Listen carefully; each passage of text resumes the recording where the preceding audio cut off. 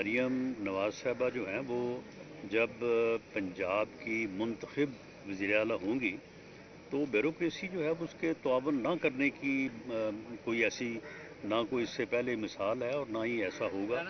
وہ انشاءاللہ تعالی جو ہے وہ ایک میرٹ بیس جو ہے وہ کام کریں گی تو انشاءاللہ تعالی انہیں تمام طبقات کا جو ہے انہیں جو ہے وہ تعاون حاصل رہے گا. کون سے چیلنجز آپ سمجھتے ہیں کہ پنجاب کی عوام کے اس وقت درپیش ہے اور مریم نواز کو اس پہ توجہ جو ہے وہ دینی چاہیے؟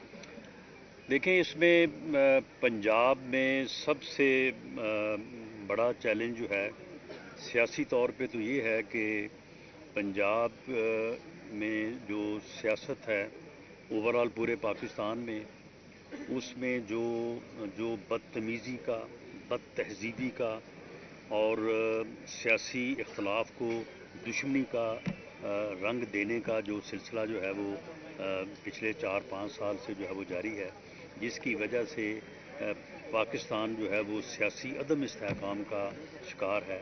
تو سب سے بڑا چیلنج تو سیاسی طور پہ یہ ہے کہ پاکستان کو سیاسی استحکام دیا جائے کیونکہ سیاسی استحکام ہی آگے جو ہے وہ ٹرانسفارم ہوگا معاشی استحکام میں اور معاشی استحکام کے بغیر پاکستان جو ہے وہ آگے نہیں بڑھ سکتا.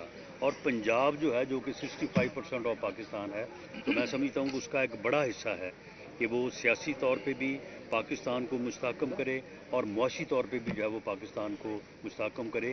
یہ چیلنج جو ہے وہ پاکستان مسلم لیگ نون کو بھی درپیش ہے, پاکستان مسلم لیگ نون کی لیڈرشپ کو بھی درپیش ہے اور مریم نواز صاحبہ ایز چیف منسٹر پنجاب جو ہے اس میں اپنا ایک بنیادی کردار ادا کریں گے. رانا صاحب یہ بتائیے کہ سیاسی عدم استحکام خاص طور پر پنجاب کے اندر بڑے عرصے سے چلتا جو آ رہا ہے, یہ جو نئی نو منتخب اسمبلی ہے اس میں بھی ہنگامہ رائے شروع ہو گئی ہے, تو اب کیا گورنمنٹ کی آپ کی پالیسی کیا ہوگی؟ ابھی میاں اسلم اقبال کو گرفتار کرنے کے لیے کوششیں ہو رہی ہیں, پروڈکشن آرڈر ان کا جاری کریں گے, کیا پالیسی ہے؟ دیکھیں یہ اس بارے میں تو آج جو نئی منتخب حکومت جو ہے وہ جب چارج سنبھالے گی تو اس بارے میں جو ہے وہ فیصلے کرے گی. یہ معاملہ یہ ہے کہ میں ذاتی طور پہ تو سمجھتا ہوں کہ ضمنی الیکشن جو ہے وہ ان لوگوں کا حق ہے جنہوں نے وہاں پہ ان حلقوں میں جو ہے وہ محنت کی ہے.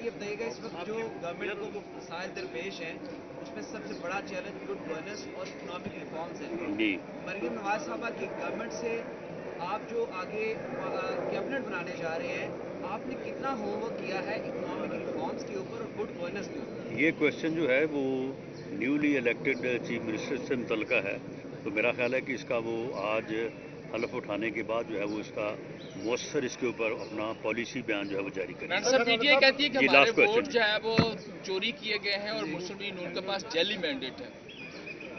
معاملہ یہ ہے کہ اگر ان کا یہ موقف ہے تو جب ان کے اوپر الزام تھا 2018 میں تو وہ کیا کہتے تھے کہ جی ٹریبیونلز ہیں, ایک طریقہ کار ہے, آئینی اور قانونی جو ہے وہ طریقہ کار اپنایا جائے, تو وہ آئینی اور قانونی طریقہ کار جو ہے وہ اپنائیں اور وہاں پہ اگر ان کے گریونس ہیں وہ ثابت کریں اور وہاں سے ریلیف لیں. اچھا رانا صاحب, پنجاب کی سیاست کو آپ سمجھتے ہیں, آپ کی کیا خدمات وفاق میں دیکھنے کو ملیں گی یا پنجاب میں؟ دیکھیں جی میں پارٹی کے ساتھ ہوں, پارٹی جہاں پہ جس طرح سے چاہے گی اسی طرح سے میں حاضر ہوں. بہت شکریہ, تھینک یو جی, تھینک یو.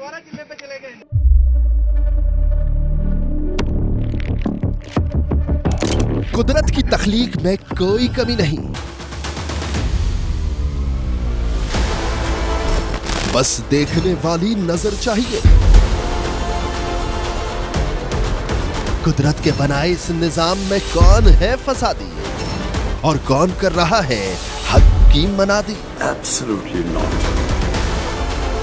قدرت کی سب پر نظر ہے,